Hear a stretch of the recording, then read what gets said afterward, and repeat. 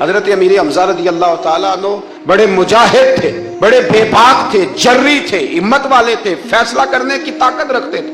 میرے نبی رحمت علیہ السلام کے بڑے محبوب تھے حضرت امیر حمزہ، پر اپنی باتوں کے کھرے، وعدوں کے پکے، سٹینڈ لینے کا مزاج رکھنے والے حضرت امیر حمزہ فرماتے ہیں ابھی کلمہ نہیں پڑھتے تھے، کہتے میں شکار کے لیے گیا تھا، واپس آیا تو واقعہ یہ ہوا کہ نبی کریم علیہ السلام نہ کوہ صفا کی پہاڑی کی طرف جا رہے تھے تو رستے میں ابو جہل آ گیا، اس نے حضور کو نہ برا بھلا کہا۔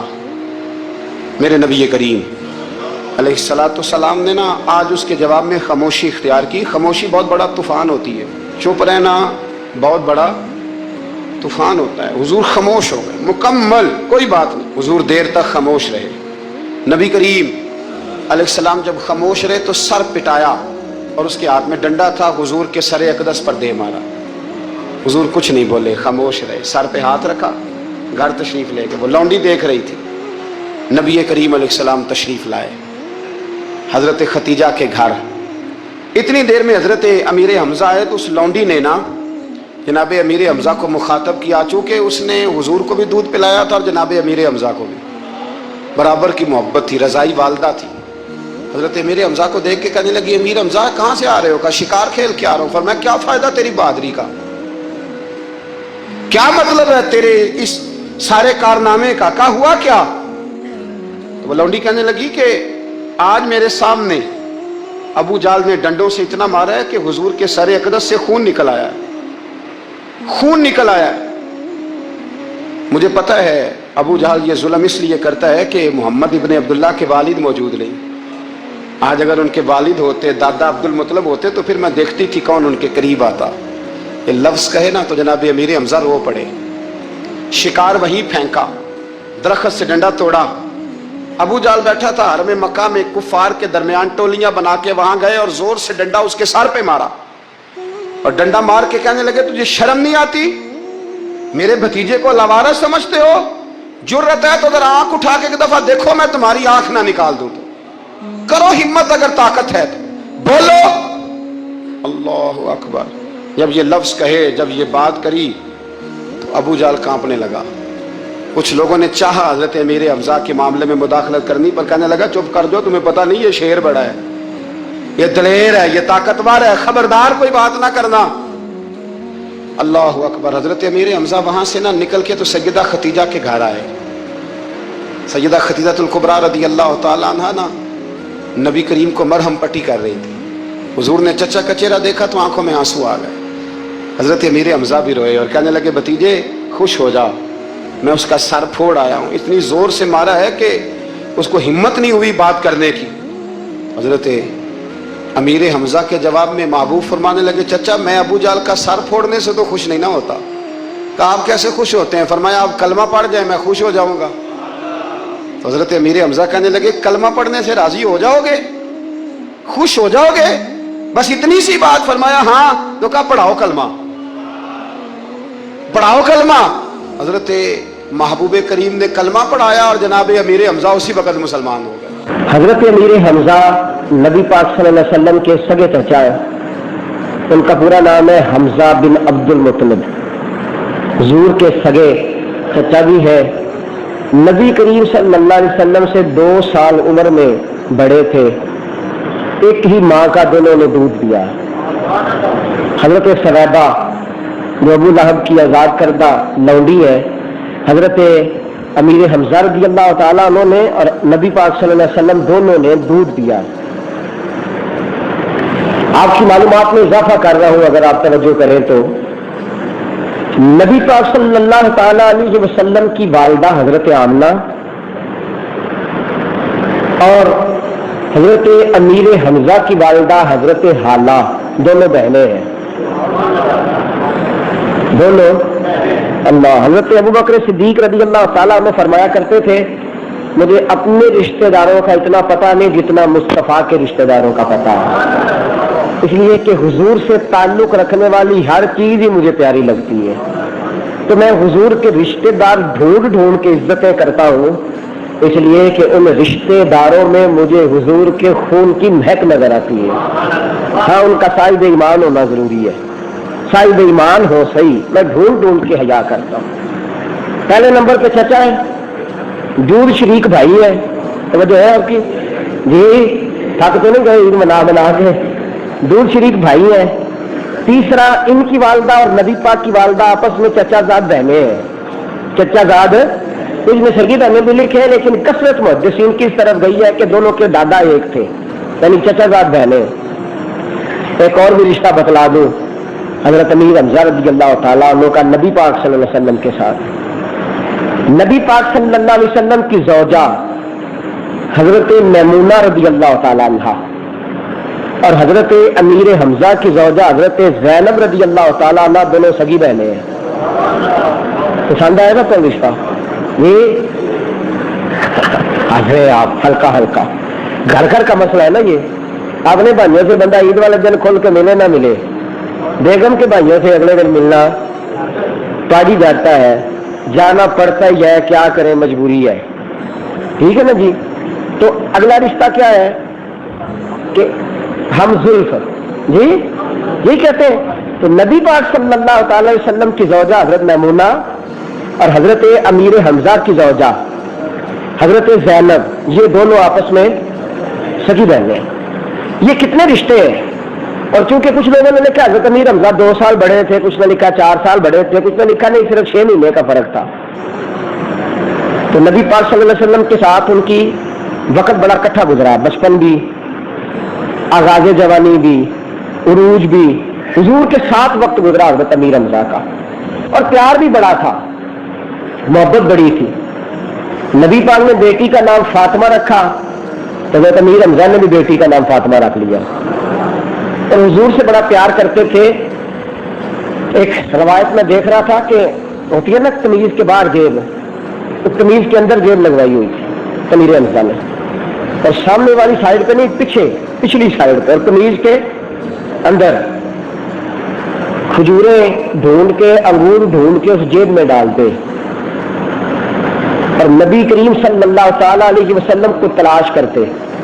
حضور جب مل جاتے نا، حضرت ابوبکر صدیق کے پاس ملتے، یا سیدہ خدیجہ الکبریٰ کے گھر ملتے، یا حضور حرم شریف میں ملتے، تو وہاں نہیں دیتے تھے حضرت امیر حمزہ، ملاقات ہو گئی ہے تو اب یہاں دے دیں، کوئی نیا پھل آتا تو جیب میں ڈالا ہوتا، کھجوریں آتی تو جیب میں ہوتے، انگور ہوتے، ملاقات ہو گئی ہے تو دے دیں، ایسا نہیں ہوتا تھا۔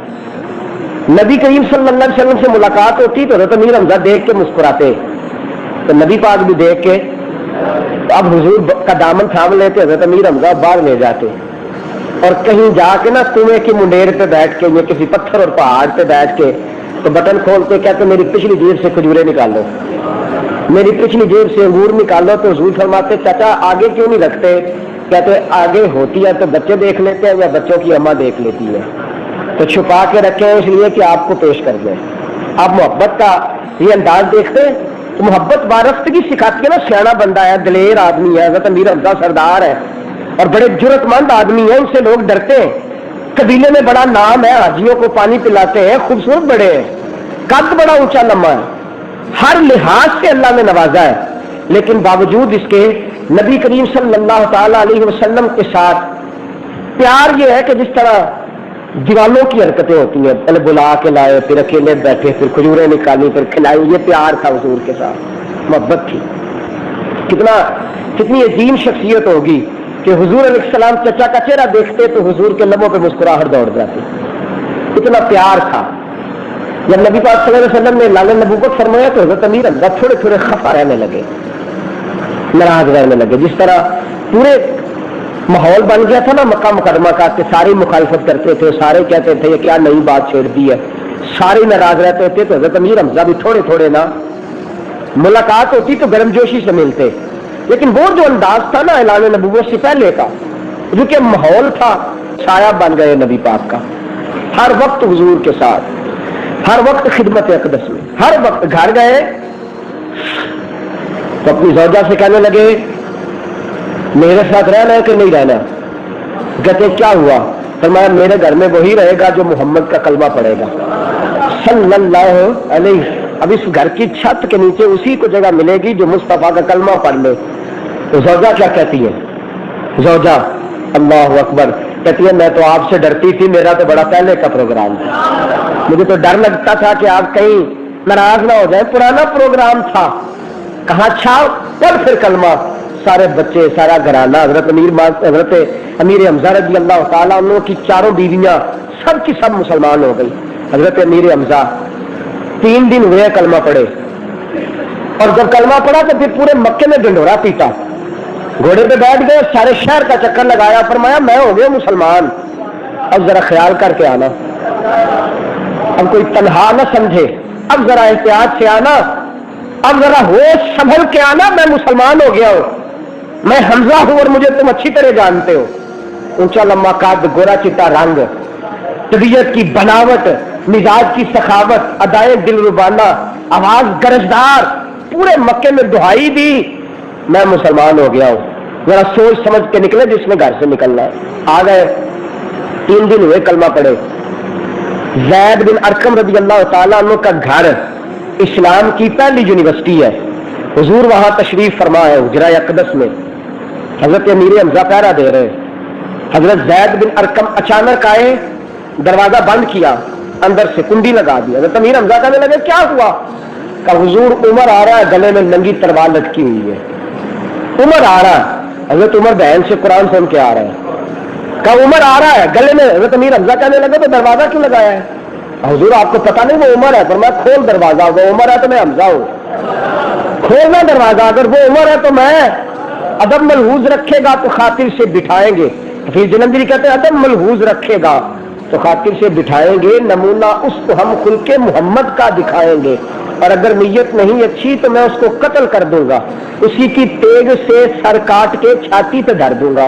کہا اگر نیت ٹھیک نہیں تو ایک دفعہ آنے تو دو, وہ عمر ہے تو میں حمزہ ہوں. حضور مسکرائے, فرمایا یا حمزہ لا تعجل, حمزہ جلدی نہ کر. اے حمزہ, کوئی حضور فرما رہے ہیں وہ خود تو نہیں نہ آیا, میں نے تو دعا مانگ کے بلایا ہے, خود تو نہیں نہ آیا, دعا مانگ کے آیا.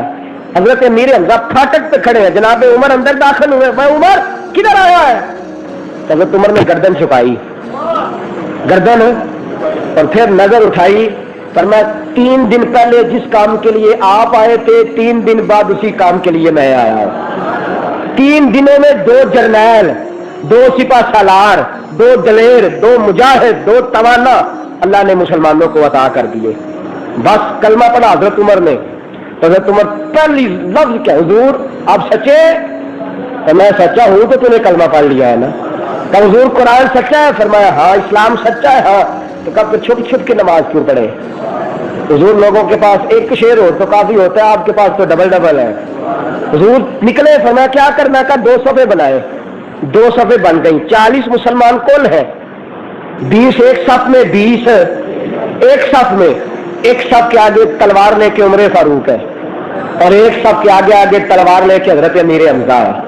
بس یہ 2 دلیر آئے تھے. اسلامی تاریخ میں ان 2 جوانوں کا آنا تھا کہ حضرت زید کے حجرے سے نکل کر اسلام کعبے میں داخل ہو گیا.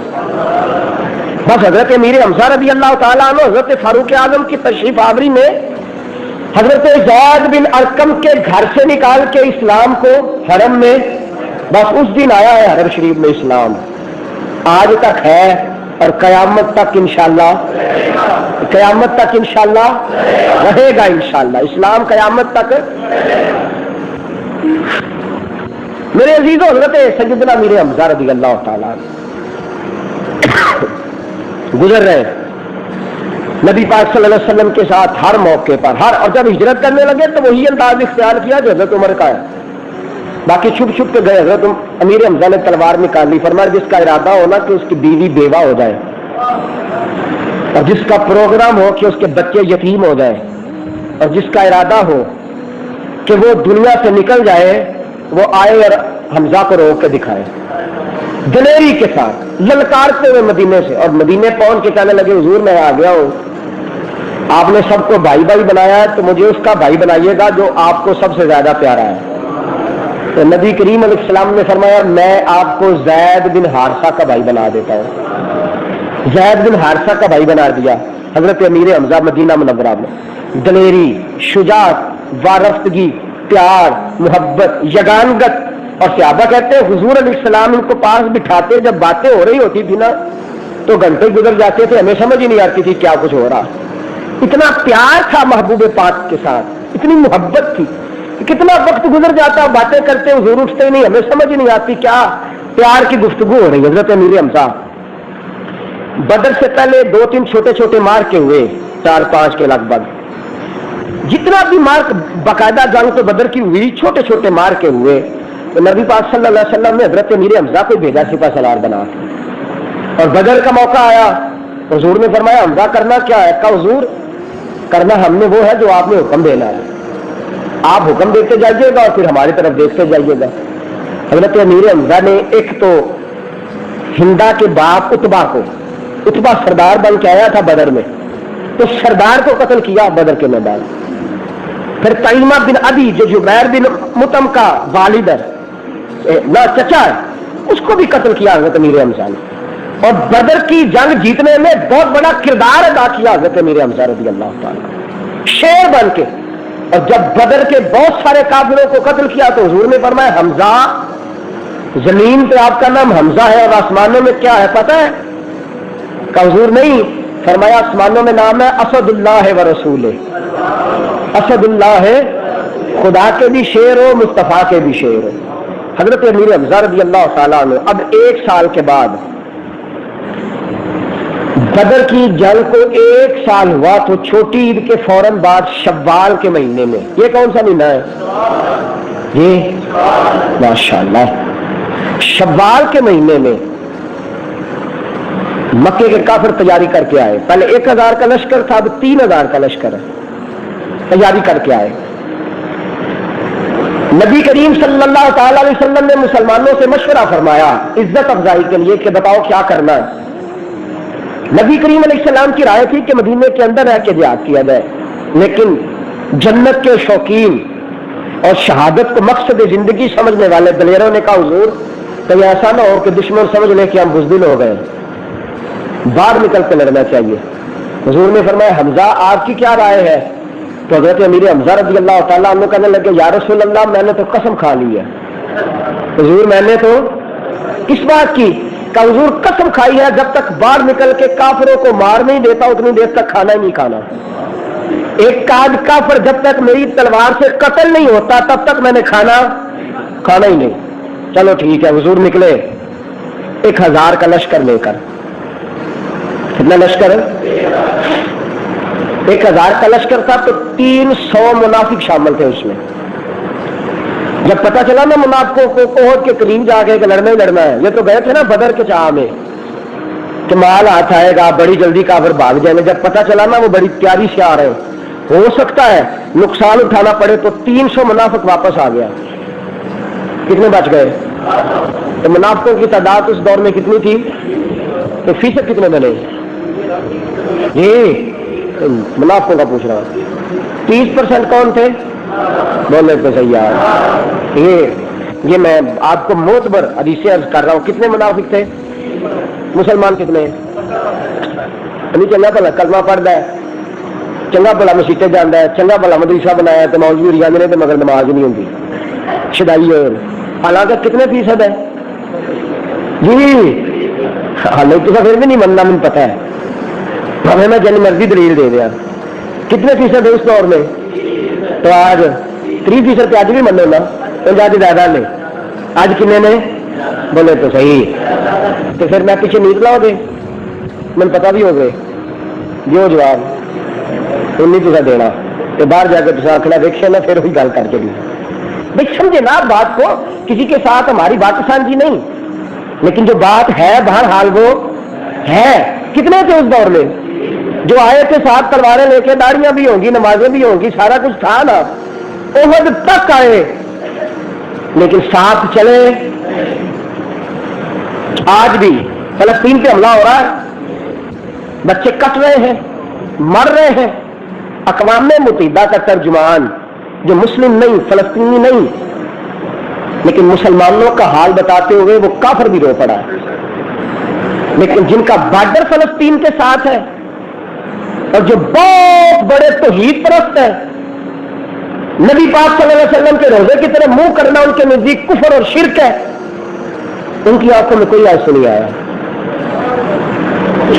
ان کو ایران نے اور دیگر ملکوں نے کہا ہمیں جگہ دو، ہمیں راستہ دو، ہم فلسطین کو صلاح دیں، لیکن وہ کہتے ہیں تمہیں راستہ دے دیا تو تم یہاں بیٹھ جاؤ گے آ کے۔ مجھے بتاؤ، میرا سینہ چھلنی ہے، چھلنی، کٹتے ہوئے بچے، مجھے بتاؤ میں اسرائیل کو مجرم قرار دوں یا جو رستے نہیں دیتے ان کو مجرم سمجھوں؟ بولے نا، نہیں میں غلط ہوں تو مجھے سمجھا دے، اللہ جانتا ہے میں اپنی اصلاح کر لوں گا۔ اسرائیل اکیلا مجرم ہے جو وہاں اسلحہ نہیں جانے دے رہا، فوجیں نہیں جانے دے رہا، وہ مجرم نہیں؟ اور جو میری اور آپ کی طرح چپ کر کے بیٹھا ہوا وہ مجرم نہیں؟ کچتے ہوئے بچے کھسکتے، اور کل آن دی ریکارڈ پوری دنیا کے میڈیا نے دکھایا ہے، امریکہ نے کہا ہم نے $1 کروڑ کا اسلحہ اسرائیل کو دے دیا ہے۔ سنیے خبریں آپ نے؟ کوئی حکمران آپ کا بولا ہے امریکہ کے خلاف؟ پھر اپوزیشن کا یا حکومت کا؟ مجھے پاکستان کی سیاست سے کوئی دلچسپی نہیں اللہ کے فضل سے، اور اللہ مہربانی کرے تو کبھی ہوگی بھی نہیں انشاءاللہ، لیکن کیا حق نہیں بنتا کہ ہم کہیں ان کے سفیر کو بلا کے کہ جا دوڑ جا؟ تو مسلمانوں کو کتنا اسلحہ دیا؟ 1 کروڑ، اور یہ سارے میڈیا نے بتایا، مسلم نان مسلم سب نے، اور مصدقہ ان کی رپورٹ ہے اپنی، کس سے گلا کریں؟ اور ہمیں کوئی پریشانی نہیں، جب ہماری باری آئے گی تو دیکھی جائے گی۔ ہمیں وہ نا اکیلے اکیلے کر کے مار رہا، اور یہ جو اندر منافق بیٹھے ہوئے نا ہمارے اپنے اندر، ان کی وجہ سے مار رہا۔ ایران کو پہلے اس نے افغانستان کو مارا تو اکیلے کر کے کوئی بولا، پھر عراق کی باری آئی تو ایک عراق اکیلا جھلستا رہا آگ میں، کوئی بولا دائیں بائیں سے، پھر مصر کی باری آئی، اس کے بعد لیبیا آئی، باری ہے سب کی، بولے تو زیار بول تو دے تھوڑی دیر کے لیے، اللہ آپ کو سلامت رکھے۔ آج کل باری ہے فلسطین کی، تو آپ کا کیا خیال ہے؟ آپ نے دلی کو دیکھ کے آنکھیں بند کر لیا تو کبوتر کو چھوڑ جائے گی؟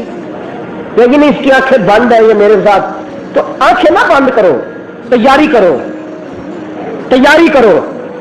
ہم تو باریوں کا انتظار کر رہے ہیں کہ ہماری باری کب لگتی ہے، اور سارے اسلامی ممالک، سارے 2-4 ہمارا نظریاتی اور فکری اختلاف ہوگا ایران کے ساتھ، لیکن دلیرانہ بات کی انہوں نے کہا سارے مسلمان ملک اسلحہ دے، ہم بھی دیتے ہیں، کوئی جواز تو فراہم کیا جائے نا۔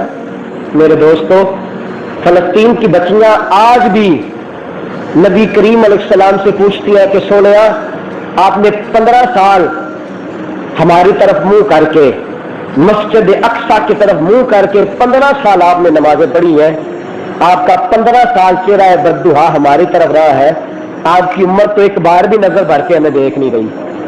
حضور 15 سال آپ کا رخ اطہر ادھر رہا ہے، اور ایک بندہ، ایک شخص بھی درد کے ساتھ کرا نہیں رہا۔ ایسی ہوا چلی ہے کہ ہر شخص سوچتا ہے تمام شہر جلے بس ایک میرا گھر نہ جلے۔ اور پرسوں عید کے موقع پر انہوں نے جنگ بندی کا اعلان کیا، اور جب آئے فلسطین کے لوگ بازاروں میں آئے بھی بیچارے کفن خریدنے تھے، بازاروں میں آنے والوں پر بم انہوں نے پھوڑ دیے، اور پھر اسرائیل کے لوگوں نے گانے گا کے بجا کے کہا کہ اب فلسطین کے سکول نہیں کھلیں گے، اس لیے کہ ہم نے بچہ ہی کوئی نہیں چھوڑا تو سکول کون جائے گا۔ نسل کشی کی جا رہی ہے، ان کی نسل ختم کی جا رہی ہے۔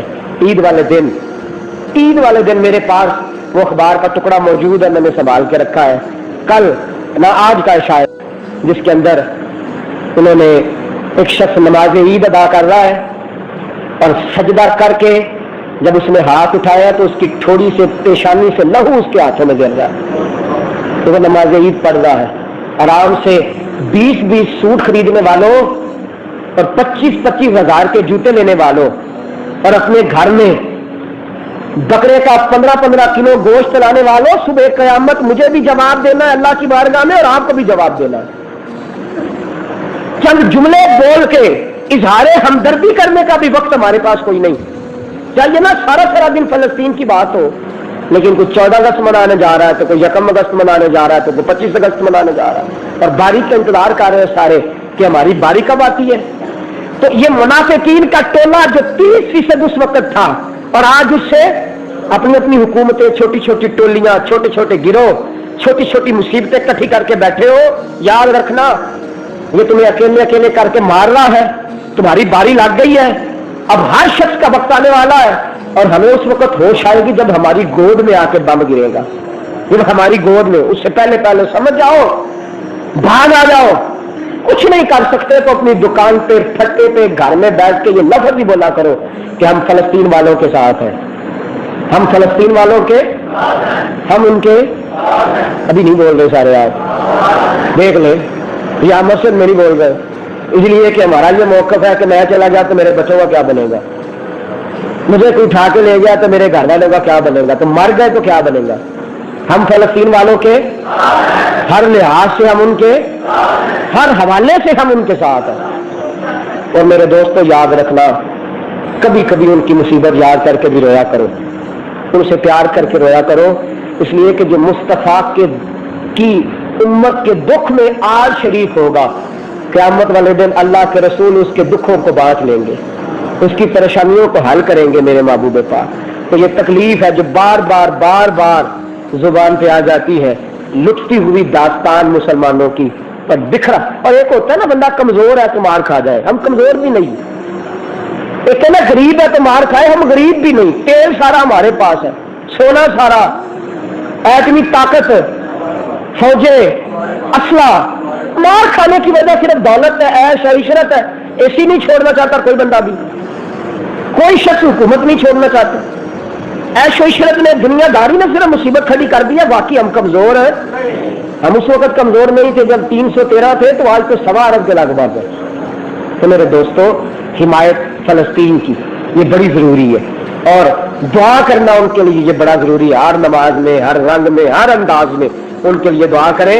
अल्लाह उन्हें कामयाबी अता फरमाए, अल्लाह उन्हें जुल्म से महफूज फरमाए, अल्लाह इसराइल को सफाए हस्ती से मिटा दे, और अल्लाह तुझे वास्ता मुस्तफा के मदीने का, अमेरिका की धज्जियां बखेर दे मौला, इसको बांट दे, टुकड़े टुकड़े कर दे।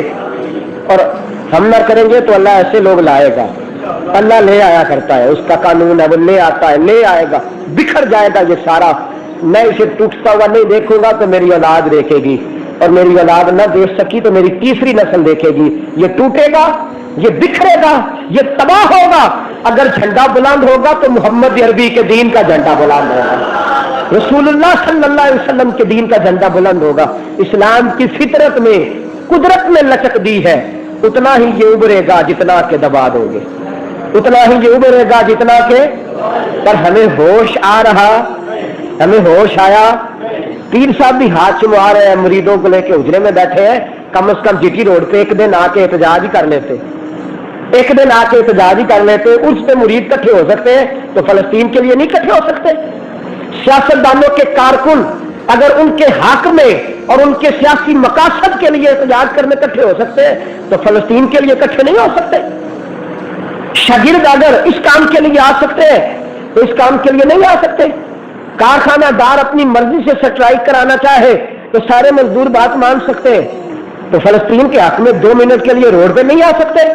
बोले ना, इसका मतलब है कि हम जाती मफादात में उलझे हुए हैं। बस ऐसी हवा चली है कि हर शख्स सोचता है तमाम शहर जले, बस एक मेरा घर न जले, बस हम इस चक्कर में। और याद रखना मेरे दोस्तों, वो भी रसूलुल्लाह की उम्मती है, सुबह क़यामत हमने जवाब देना है अल्लाह की बात, याद रखिएगा। तो कितने मुनाफिक पहुंच गए साथ, भूल गए बात आप?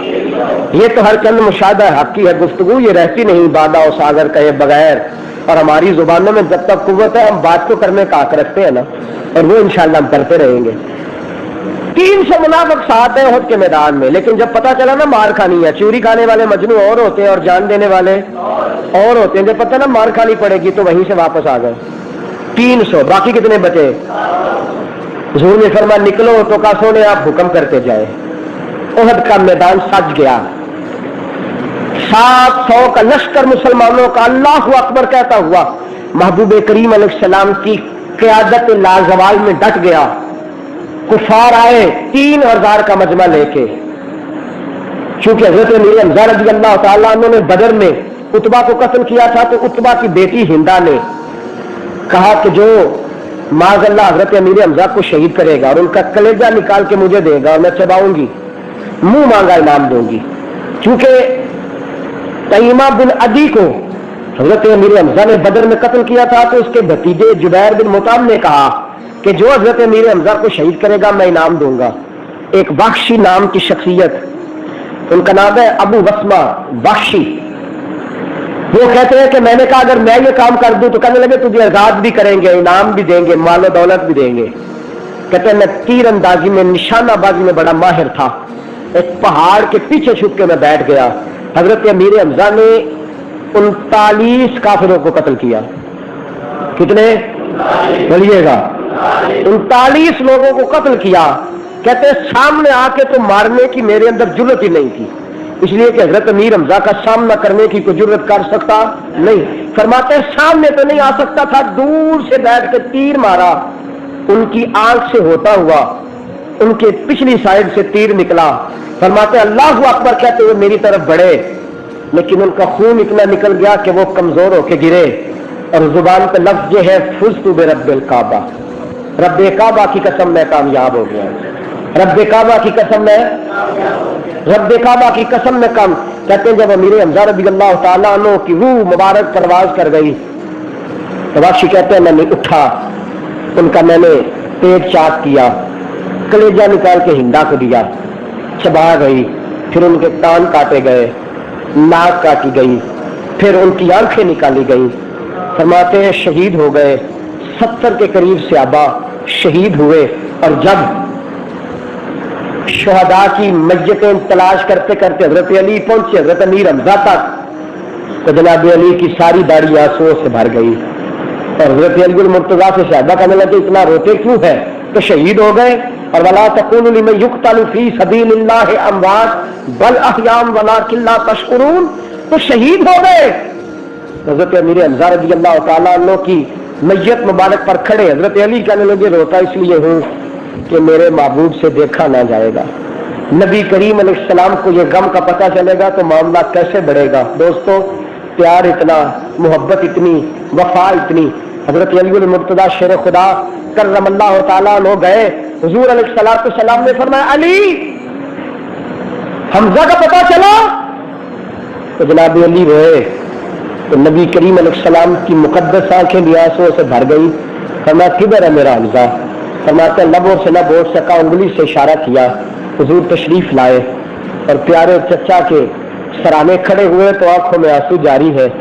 حضور گھٹنوں کے بل بیٹھ گئے، فرمایا تو بڑا صلہ رحمی کرنے والا تھا، تو بڑا پیار کرنے والا تھا، تو بڑا محبت کرنے والا تھا، تو بڑا عظیم تھا، تیری کیا بات تھی، تو بڑا نوازنے والا، بڑا معاف کرنے والا۔ مقدس اتنی دیر گزری تو حضرت صفیہ حضور کی پھپھو دوڑی آ رہی ہے، نبی کریم نے فرمایا ان کے بیٹے حضرت زبیر بن عوام سے ماں کو روکو، بھائی کا حال نہیں دیکھ سکے گی۔ تو حضرت صفیہ کہنے لگی یا رسول اللہ بھائی تو میرا تھا پر پیار آپ دونوں کا زیادہ تھا، اگر آپ نے برداشت کر لیا ہے تو صفیہ بھی برداشت کر ہی لے گی۔ حضور اگر آپ نے دیکھ لیا ہے تو میں بھی برداشت کر لوں گی۔ سرانے کھڑی ہوئی، انا للہ و انا الیہ راجعون۔ صحابہ نے کہا حضور اٹھائے ان کو مدینے لے چلے؟ فرمایا نہیں، اسے احد میں دفن کرو، انہیں بولیے گا احد شریف میں دفن کرو۔ قبر کھلنے لگی تو ایک قبر میں ایک روایت کے مطابق 2، حضرت عبداللہ بن جہش رضی اللہ تعالیٰ عنہ، حضرت امیر حمزہ 2، اور ایک روایت میں 3، حضرت مصعب بن عمیر بھی اسی قبر میں۔ کفن پہنانے کی باری آئی تو کفن بھی کوئی نہیں، کفن بھی کوئی نہیں۔ کاش کوئی فلسطین والوں کو جا کے بتلائے کہ شوال میں تمہارے پاس بھی کفن کوئی نہیں، تو اسی شوال میں جب امیر حمزہ گئے تھے تو کفن اس وقت بھی کوئی نہیں تھا۔ حضرت صفیہ نے 2 چادریں دی، اور جب ڈھانپنے لگے تو قریب ایک انصاری کی میت پڑی ہے۔ نبی کریم نے فرمایا میں نہیں چاہتا کہ چچا کو کفن مل جائے اور یہ انصاری بے گورو کفن چلا جائے۔ فرمایا ایک چادر اس پہ ڈال دو، ایک چادر ان پہ ڈال دو۔ فرماتے ہیں چادر ڈالی، سر ڈھانپتے تھے تو پیر ننگے ہو جاتے، پیر ڈھانپتے ہیں تو سر ننگے ہو جاتے۔ نبی کریم کی مقدس آنکھوں میں آنسو آ گئے۔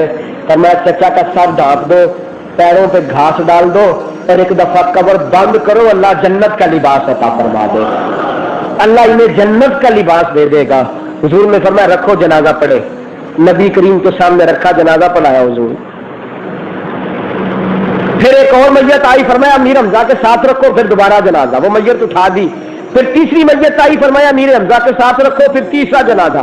چوتھی میت آئی، امیر حمزہ کے ساتھ رکھو، میرے مصطفیٰ کسی پر ایک بار جنازہ پڑھ دے تو فرشتے سلامی دینے آ جاتے ہیں۔ حضرت امیر حمزہ پر نبی پاک نے 70 مرتبہ نماز جنازہ ادا فرمایا، 70 مرتبہ جنازہ پڑھا رسول پاک نے، اور پھر حضور نے فرمایا قبر مبارک میں رکھ دو۔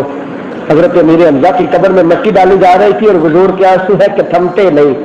نبی کریم علیہ السلام آنسو بہاتے جاتے۔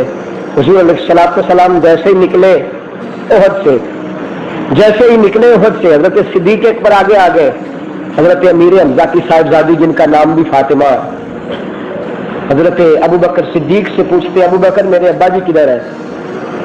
حضرت صدیق اکبر فرماتے ہیں مجھ میں تو حوصلہ نہیں، وہ سامنے رسول پاک تشریف لا رہے ہیں۔ بھاگی ہوئی بیٹی حضور کی بارگاہ میں گئی، یا رسول اللہ صلی اللہ علیہ وسلم میرے ابا جی کدھر ہے؟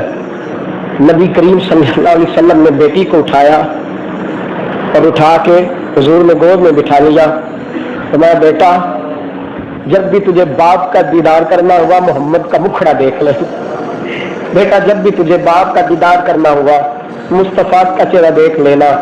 رسول کریم صلی اللہ علیہ وسلم تشریف لائے تو صحابہ کہتے ہیں حضور قدم اٹھاتے باہر کی طرف، تو حضور پھر پلٹ کے حضرت امیر حمزہ کی قبر دیکھتے، پھر قدم اٹھاتے تو پھر پلٹ کے۔ چند سال گزرے تو مکہ فتح ہوا، وہی وحشی نقاب اوڑھ کے آیا، حضور کے پیچھے کھڑے ہو کے کلمہ پڑھنے لگا۔ نبی کریم نے فرمایا سامنے آ، مجھے بتا تو صحیح میرے چچا کو تم نے شہید کیسے کیا؟ کہ یا رسول اللہ میں نے پہلے تیر مارا تو وہ گر گئے، پھر میں نے پیٹ چاک کیا کیونکہ میں نے آنکھیں نکالی، کان کاٹے۔ رسول کریم صلی اللہ علیہ وسلم کو حال سنایا تو حضرت وحشی کہتے ہیں حضور پھر روئے، اور میں نے نبی کریم کی کتنی دیر آنسو بہتے دیکھے، حضور کے آنسو تھمے تو میں نے کہا سنیا میری معافی قبول ہے کہ نہیں، قبول ہے کہ نہیں؟ حضور نے فرمایا جا میں تجھے معاف کرتا ہوں پر میرے سامنے نہ آیا کرنا، تو جب بھی سامنے آئے گا چچا کی کٹی ہوئی لاش میری آنکھوں کے سامنے آ جائے۔ جب بھی اتنا پیار حضرت امیر حمزہ سے، اتنی محبت، ہر سال نبی پاک احد کے شہیدوں کے مزار پہ جاتے، ہر سال حضور جاتے، ہر سال نبی کریم کے بعد حضرت فاطمہ جاتی، اور خلاصۃ الوفا نے لکھا ہے، ابن جوزی نے لکھا کہ حضرت فاطمہ جاتی تو حضرت امیر حمزہ کی قبر مبارک کی مٹی سیدھی کرتی، حضرت فاطمہ جاتی، حضرت عمر جاتے ہر سال، حضرت عثمان جاتے، حضرت علی جاتے۔ حضرت امیر معاویہ کا زمانہ آیا تو لگ بھگ 50 سال ہو گئے، 50 سال سے زیادہ عرصہ گزر گیا، حضرت امیر حمزہ تو گئے ہوئے۔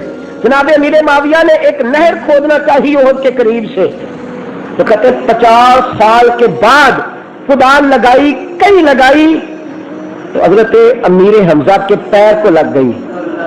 50 سال کے بعد بھی حضرت امیر حمزہ کا زمانہ، صحابہ موجود ہے، جب ان کے پیر مبارک کو کدال لگی تو خون پھر سے جاری ہو گیا۔ لوگ کہنے لگے یہ کیا ہے؟ تو حضرت امیر معاویہ کہنے لگے یہ ہے وَلَا تَقُولُوا لِمَنْ يُقْتَلُ فِي سَبِيلِ اللَّهِ اموات بل احیام ولیکن لا اشعرون۔ 200 سال پہلے شیخ شام الدین دمشقی رحمت اللہ علیہ جو مسجد نبوی کے امام ہے، بہت بڑے بزرگ ہیں، بہت بڑے شیخ ہیں، ان کے پاس ایک شخص آیا، ایک بندہ مجھے کہنے لگا جی انہوں نے حضور کھلا رہا ہے، اجے کھلوتے نے انہوں نے کن کھلا رہا ہے، تو میں کہا کہ انہوں ورگے ہو جانا چاہیے جی، ایک بات کریں دو نہ کریں، یہ کیسا انداز ہے؟ لوگ اگر یہاں جو نظریہ ہے وہی نظریہ وہاں ہے، اگر یہاں کسی سے اختلاف ہے تو وہاں بھی کسی سے، اور اگر وہ یہاں وہاں ٹھیک ہے تو یہاں بھی وہ جھگڑا کس بات کا ہے؟ یاد رکھیے گا کہ بزرگ ہوتے تھے، آپ چند سال پیچھے جائیں، حضرت امیر معاویہ کے مزار کے اوپر ابھی 100 سال پہلے گنبد بنا ہوا تھا، لوگ وہاں حاضری دینے جاتے تھے۔ یہ تو نیا اسلام آیا تو سارا کچھ گیا ہے۔ حضرت جناب سیدنا شیخ شام الدین دمشقی رحمت اللہ علیہ فرماتے ہیں ایک شخص آیا مصر کا، اس کا نام ہے شیخ احمد، حج کر کے مدینے آیا تو اس کے اونٹ پھر 2 سفر کے دونوں مر گئے، زادرہ بھی ختم ہو گیا، واپس مصر جانا ہے تو اس کے پاس سرمایہ کوئی نہیں، کیا کرے؟ تو وہ شخص مسجد نبوی کے امام کے پاس گیا، کہنے لگا حضور چھوٹا سا کام ہے، نبی کریم کو عرض کرنے کو دل نہیں کرتا، چھوٹا سا کام ہے، اب چھوٹی چھوٹی باتیں بھی حضور سے عرض کرے۔ تو مسجد نبوی کے شیخ کہنے لگے حضور سے کیوں عرض کرنی ہے؟ تو وہ شریف جانا حضرت امیر حمزہ سے عرض کر، کن سے کہہ جا کہ حضرت امیر حمزہ سے ہاتھ ہر مشکل دی کنجی یارو ہاتھ گلیاں دے آئی تے مرد نظر کرے جس ویلے مشکل رہے نہ کائی. امیر حمزہ سے کیا کہتے ہیں؟ میں حضرت امیر حمزہ کے پاس گیا، جا کے کہا حضور پردیسی ہوں.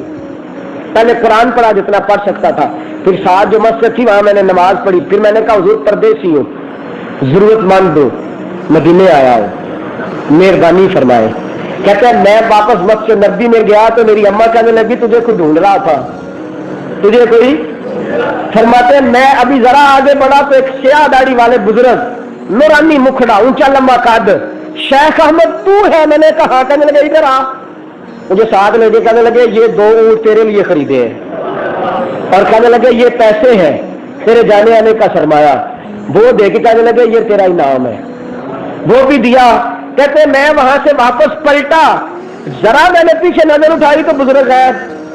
میں شیخ کی خدمت میں گیا اور جا کے جو مسجد نبی کے امام ہیں جنہوں نے مجھے یہ بتلایا تھا ان سے جا کے میں نے عرض کیا کہ حضور میں گیا تھا حضرت امیر حمزہ کے مزار اطہر پر، اور وہاں جا کے میں نے ان سے عرض کیا ہے تو حضور ابھی میں آیا ہی ہوں تو بندوبست ہو گیا ہے، پر جو بندوبست کرنے والے ہیں وہ نہیں مجھے پتا کون ہے.